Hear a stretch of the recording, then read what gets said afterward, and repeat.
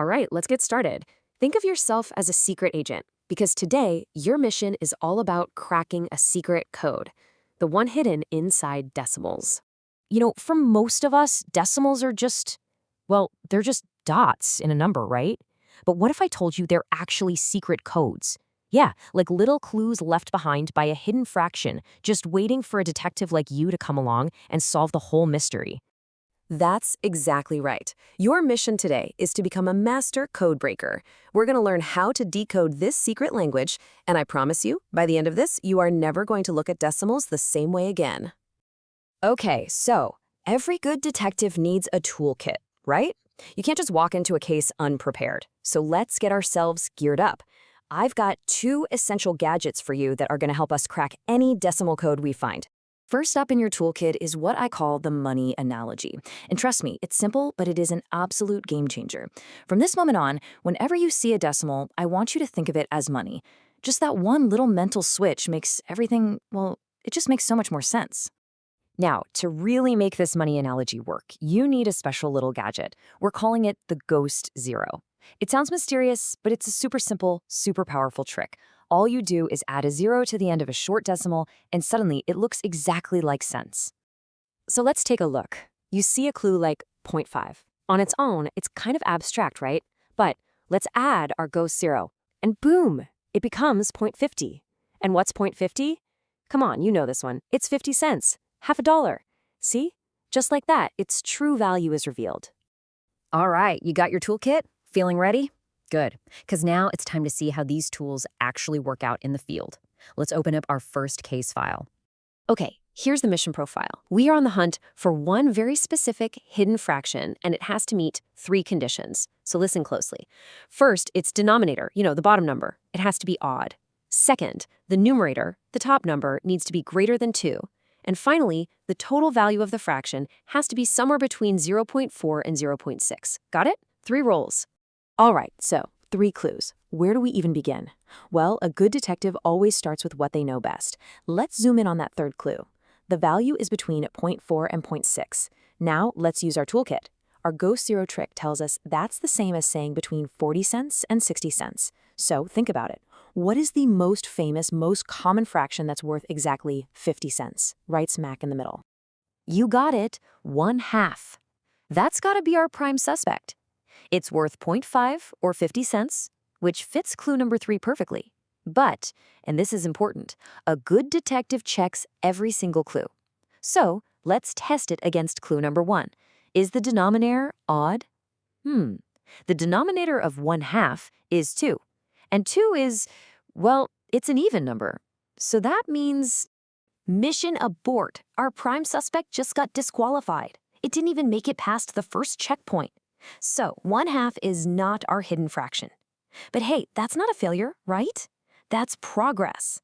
We've eliminated a suspect, and now we have a crucial piece of information. We're looking for a fraction with an odd denominator.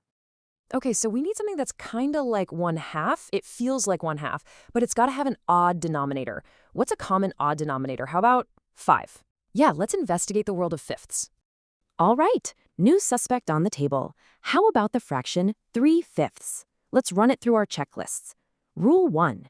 Is the denominator, which is 5, odd? Yep, check. Rule 2. Is the numerator, 3, greater than 2? It sure is. Check. Okay, we're 2 for 2. That just leaves the big one. Is its value somewhere between 40 and 60 cents? So how do we figure that out? Well, here's a really cool little trick for any fraction that has a 5 on the bottom. To turn it into a decimal really easily, all you have to do is make that denominator a 10. And how do you turn a 5 into a 10? You just double it. But, and you got to remember this, the golden rule of fractions is whatever you do to the bottom, you have to do to the top. So if we double the bottom, we have to double the top.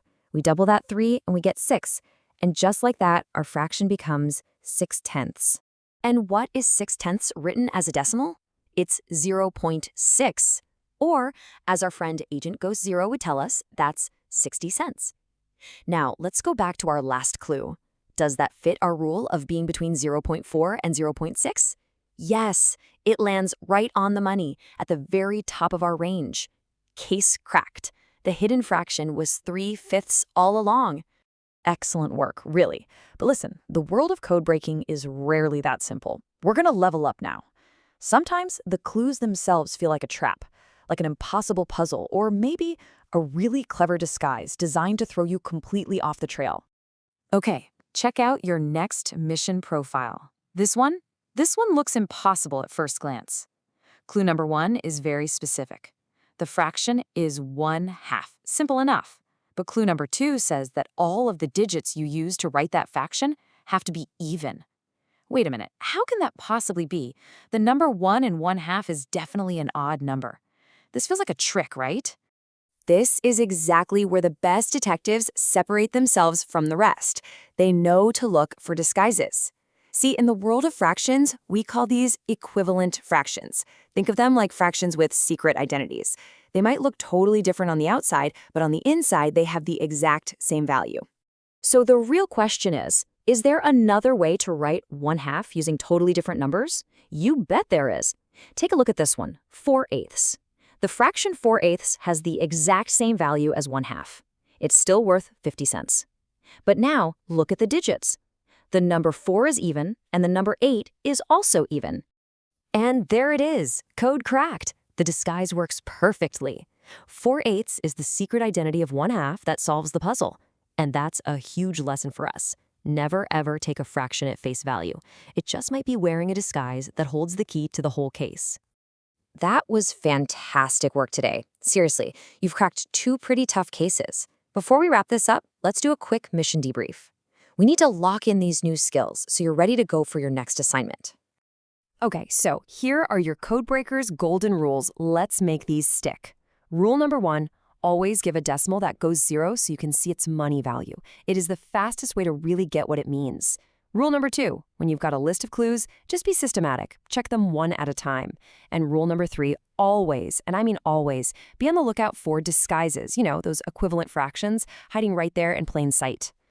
You came here today as recruits, but you are absolutely leaving as certified decimal detectives, which really just leads me to one final question for you. Now that you're a master codebreaker, what other math codes do you think are out there, just waiting for someone like you to come along and crack them?